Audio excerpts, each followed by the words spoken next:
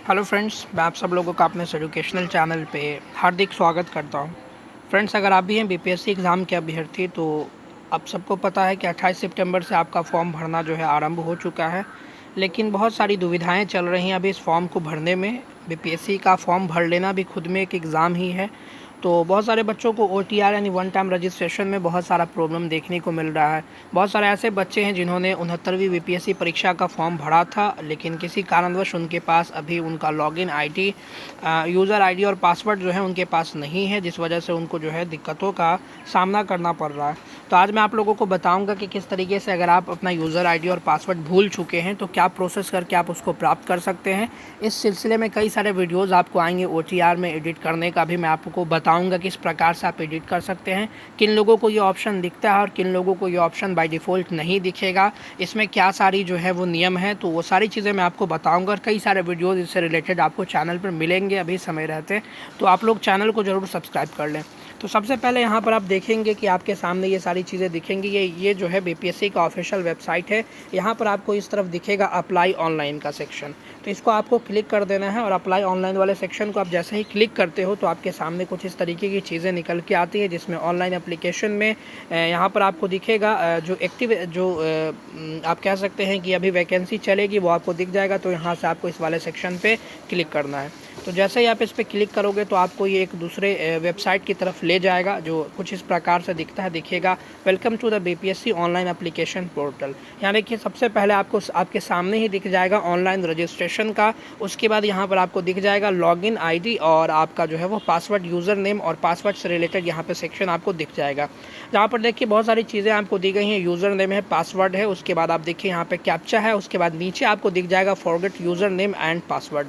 उससे नीचे अगर आप आते हो तो यहाँ देखो click here for online for one time registration. तो इसको भी मैं बताऊंगा अगले वीडियो में कि किस तरीके से जो फ्रेश बच्चे हैं, फ्रेश कैंडिडेट है, वो किस तरीके से ओटीआर करेंगे अपना, और उसमें क्या क्या चीज़ें वो उनको ध्यान रखना है, किस तरीके से अप्लाई करना है और उसको भरना है। नीचे यहाँ देखिए आपके सामने कैंडिडेट्स के लिए एक इन्फॉर्मेशन है, please use your user password और forgot user name password option only if you have already applied for 69th। यानी अगर आपने 69 बीपीएससी के लिए या 17 बीपीएससी परीक्षा के लिए पहले से अप्लाई कर दिया है तभी आप इस वाले सेक्शन को क्लिक करें, अन्यथा आपके लिए जो है वो दुविधा का सामना हो सकता है। यानी वैसे बच्चे जो 69 बीपीएससी के लिए जिन्होंने फॉर्म अप्लाई किया था या 70वीं बीपीएससी परीक्षा के लिए फॉर्म उन्होंने अप्लाई कर दिया था लेकिन उसको फाइनलाइज नहीं किया था, उसके लिए ये सेक्शन है। तो यहाँ पर आपको क्या करना है, अगर आपको अपना यूज़र नेम और पासवर्ड नहीं पता है तो आपको यहाँ फॉरगॉट यूज़र नेम और पासवर्ड वाले सेक्शन पर आपको क्लिक करना है। तो आपके सामने दो तीन चीज़ें जो है ये मांगेगा।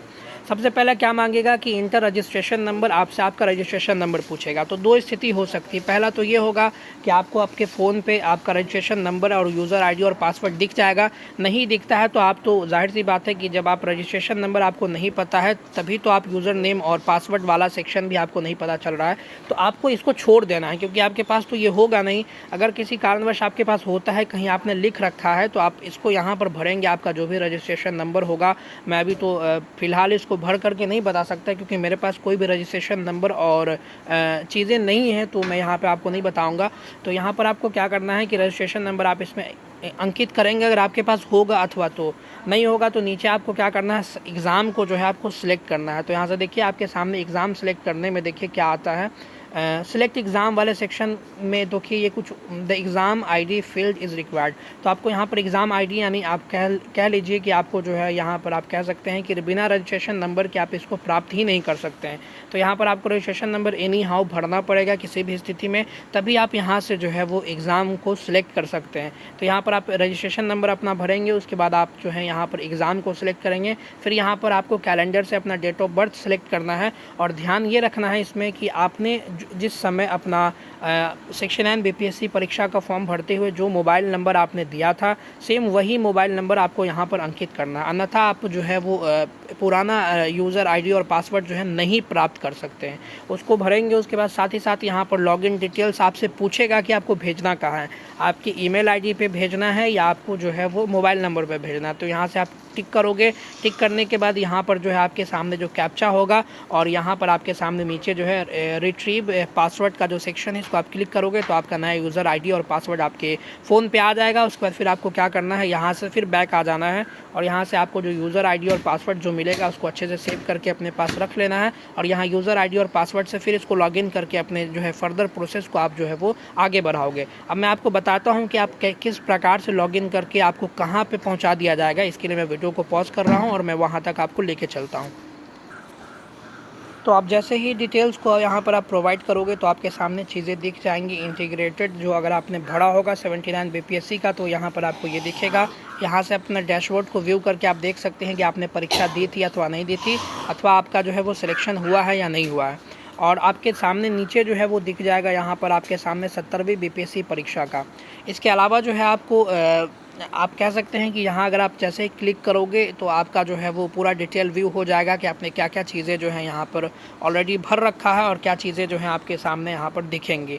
तो कुछ इस प्रकार से दिखेगा। सिक्योरिटी रीज़न से मैं ये सारी चीज़ें आपको शो नहीं कर सकता क्योंकि किसी ने मुझे ये चीज़ें दी हैं अपना, तो मैं आप लोगों के सामने ये चीज़ें नहीं बता सकता। तो यहाँ पर इसी तरीके से चीज़ें आपके आएंगी। अगला जो वीडियो आएगा वो मैं ये बताऊँगा कि किस प्रकार से आप जो है वो OTR में रजिस्ट्रेशन कर सकते हैं और अब अगर आपने रजिस्ट्रेशन कर दिया है तो आपको एडिट का सेक्शन कहाँ से दिखेगा। तो उन सभी वीडियोस को देखने के लिए चैनल से जुड़े रहें। Thank you very much. मिलते हैं अगले वीडियोस में, तब तक के लिए धन्यवाद। God bless you all.